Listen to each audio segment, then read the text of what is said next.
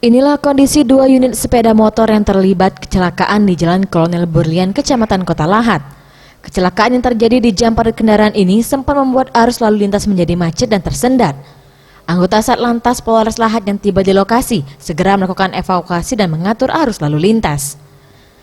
Akibat kejadian ini, satu orang pengendara sepeda motor yang tidak menggunakan helm dilarikan ke rumah sakit karena mengalami pendarahan di kepala, sedangkan satu orang pengendara lainnya hanya mengalami lecet di beberapa bagian tubuh. Kapolres Lahat AKBP Ferry Harahap yang berada di lokasi kejadian menuturkan, prinsip utama penanganan kecelakaan lalu lintas adalah segera dibawa ke rumah sakit, kemudian baru dicek posisi-posisi kendaraan agar bisa ditindaklanjuti untuk proses lebih lanjut.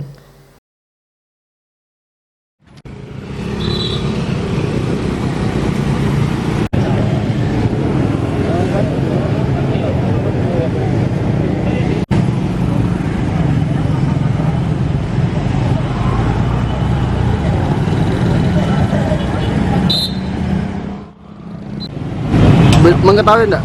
Ya, ini kebetulan kami sedang lewat patroli melihat kemacetan, ternyata ada kecelakaan lalu lintas.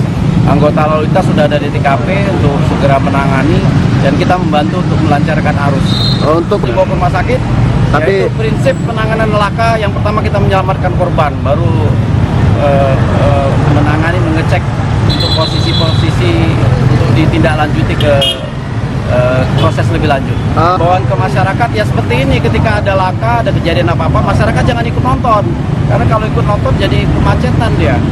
Ya, harusnya ikut, silakan aja tetap lanjut berjalan.